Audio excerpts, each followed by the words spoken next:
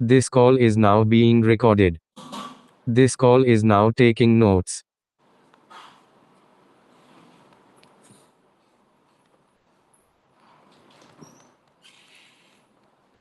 तो पिछले क्लास में हमने क्या पढ़ा था?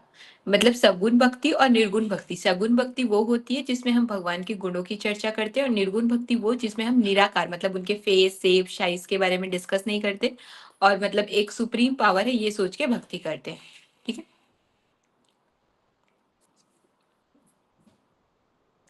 चलिए स्टार्ट करते हैं 11वें श्लोक से। इसमें नमक डाल के हाँ हाँ,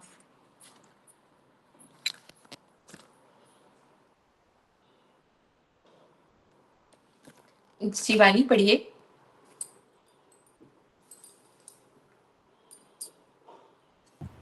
अध्यात्म ज्ञान नियतम तत्व ज्ञानार्थ दर्शनम एतज् ज्ञान निमित्ते प्रोक्तम ज्ञानम यदोत्यन्यथा। केवल एक हाँ, नहीं ये अध्यात्म ज्ञान में न्यस्थिति और तत्व ज्ञान के अर्थ रूप परमात्मा को ही देखना ये सब ज्ञान है, और जो इससे विपरीत है वह अज्ञान है, ऐसा कहा है। ठीक है, तो ये देखना कि मतलब सब जगह मतलब अध्यात्म ज्ञान में जैसे स्पिरिचुअल नॉलेज में क्या होता है कि भगवान जो है सब जगह है, ये देखना ये नॉलेज है। और इसके विपरीत मतलब कि भगवान तो यहाँ पे है ही नहीं, भगवान सिर्फ मंदिर में है या फिर आसमान में ही है, ये सोचना ये अज्ञान है। ठीक है, प्रेरणा पढ़िए। श्रेयं यत्तत्तद्व प्रवक्ष्यामि यज्ञात्वामृतमश्नुते अनादिं परं ब्रह्म न सत्तता सदुच्यते। जो जानने योग्य है तथा जिसको जानकर मनुष्य परमानंद को प्राप्त होता है, उसको भली भांति कहूंगा, वह अनादि वाला परम ब्रह्म न सत ही कहा जाता है, न असत ही।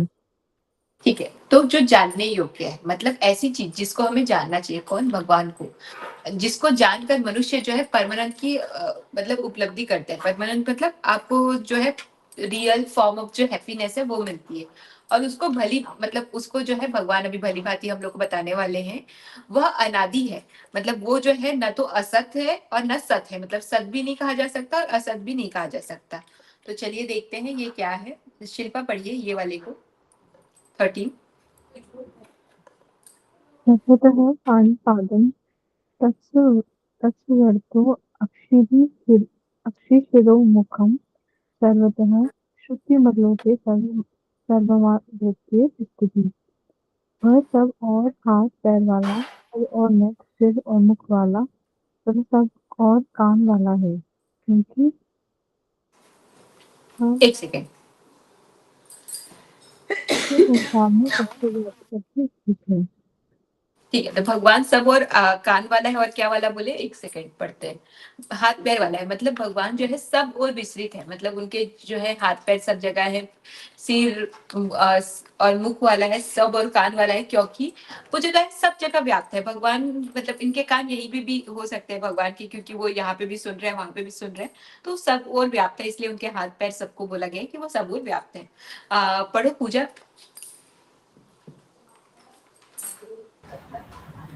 सर्वेन्द्रिय गुणा भासम सर्वे इंद्रिय विवर्जितम असक्तम सर्व भक्ष्य निर्गुणम गुण भोक्तम च।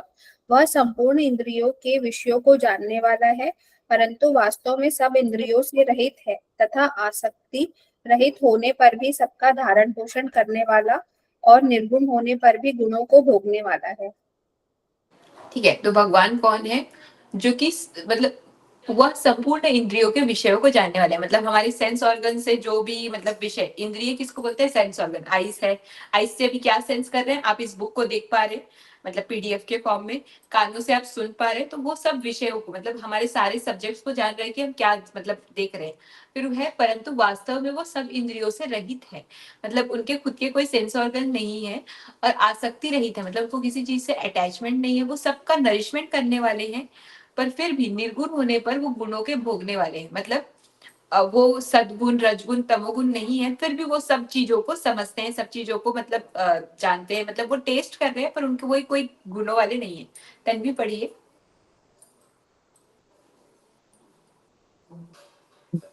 बहिरन्त च मुदानामचरं चरमेव च सूक्ष्मत्वात् दविज्ञेन दूरस्थं चानित्के च तत्।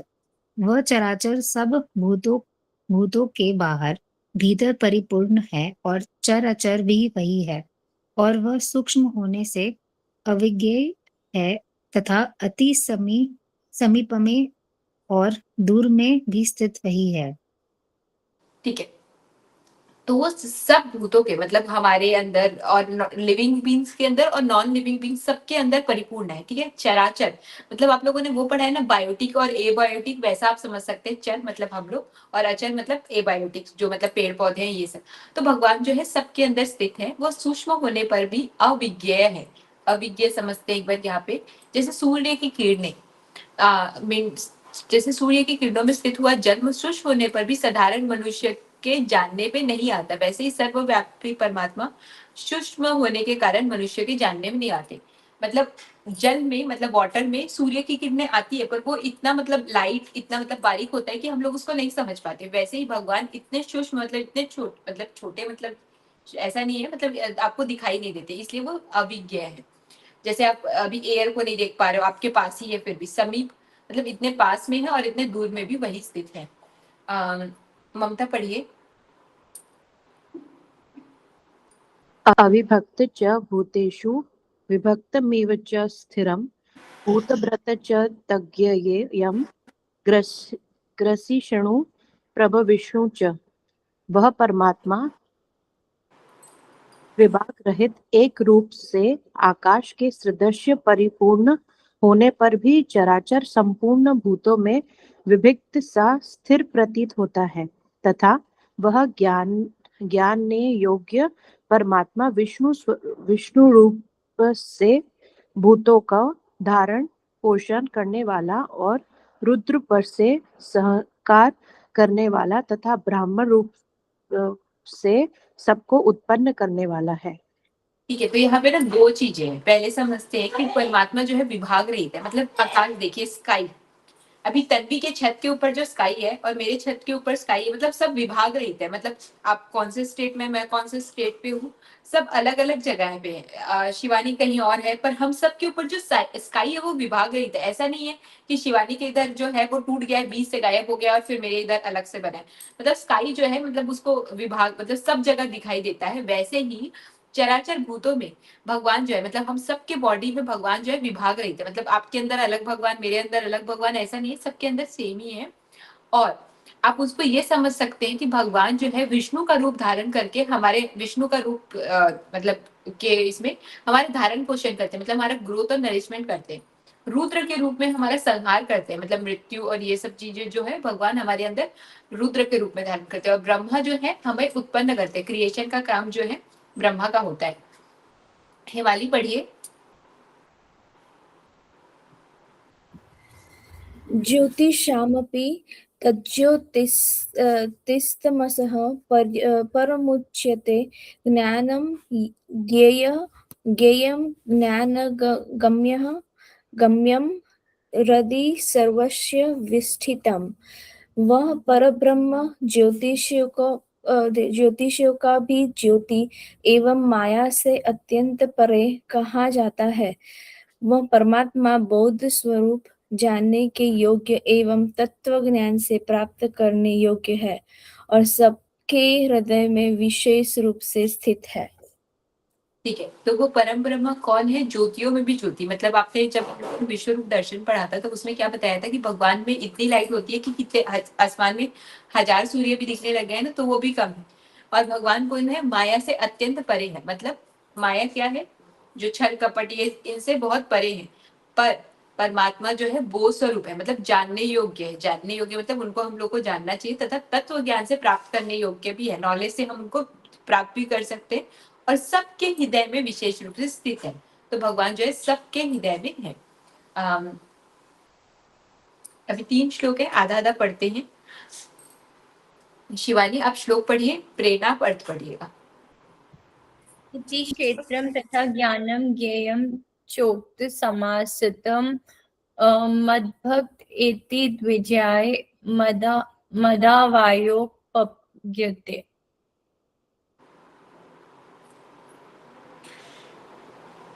इस प्रकार क्षेत्र तथा ज्ञान और जानने योग्य परमात्मा का स्वरूप संक्षेप से कहा गया है। मेरा भक्त इसको तत्व से जानकर मेरे स्वरूप को प्राप्त होता है। एक मिनट,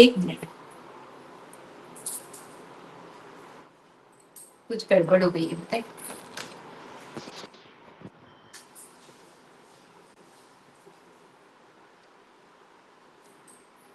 ठीक है, मुझे समझ में आ गया, मैं आप लोग को थोड़ी देर में समझाती हूँ। इस प्रकार क्षेत्र और क्षेत्र की हम लोगों ने एक्चुअली 13 चैप्टर का 11 से 20 पढ़ लिया, हमें 12 का पढ़ना चाहिए था, तभी तो मेरे को सारी चीजें अजीब अजीब लग रही थी। देखिए, इस प्रकार क्षेत्र का मतलब होता है आत्मा, और क्षेत्रज्ञ का मतलब जो आत्मा को जानने वाला है। तो इस प्रकार क्षेत्र और ज्ञान जो है जानने योग्य परमात्मा का स्वरूप संक्षेप में कहा है। अब जो भगवान का भक्त है उसको संक्षेप में प्राप्त होता है, मतलब भगवान को संक्षेप में प्राप्त होता है। तन्वी आप श्लोक पढ़िए, पूजा आप अर्थ पढ़िए। पुरुषं चैव विद्यन्नादि उभावपि विकारांश गुणां श्रैव वृद्धि प्रकृति संभवान। प्रकृति और पुरुष इन दोनों को ही तू अनादि जान, और राग द्वेष द्वेष आदि विकारों को तथा त्रिगुणात्मक संपूर्ण पदार्थों को भी प्रकृति से ही उत्पन्न जान। ठीक है, तो देखिए ये क्या बोल रहे हैं, प्रकृति और पुरुष। ये चैप्टर का हमने स्टार्टिंग नहीं पढ़ा है, तो इसलिए अब थोड़ी चीजें अजीब होंगी, पर कोई बात नहीं। प्रकृति और पुरुष जो है, प्रकृति मतलब आप नेचर समझ सकते हैं, पुरुष मतलब आत्मा, मतलब हमारी बॉडी जो है प्रकृति है, और जो पुरुष है वो आत्मा है। पुरुष यहाँ पे मेल और फीमेल वाला पुरुष नहीं है, पुरुष मतलब आत्मा। तो आप इसको ये समझिए कि वो दोनों अनादि है, मतलब वो हमेशा से है। और राग और द्वेष आदि विकार से मतलब प्रकृति कैसे उत्पन्न होती है, राग द्वेष त्रिगुणात्मक संपूर्ण पदार्थों से ही प्रकृति उत्पन्न होती है। मतलब प्रकृति राग द्वेष और त्रिगुण मतलब सत्व रस तन, इन तीनों से प्रकृति उत्पन्न होती है। और प्रकृति का कार्य क्या है समझते हैं।